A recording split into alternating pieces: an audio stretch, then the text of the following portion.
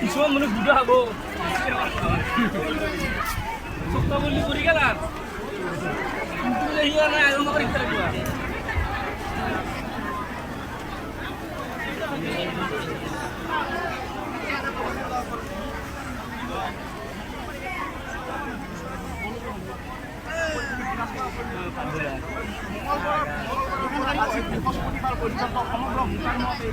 শোকাকুল পৰিৱেশে বিৰাজ কৰি আছে আৰু এই মুহূৰ্তত আমি দেখুৱাইছোঁ মুকালমুৱাৰ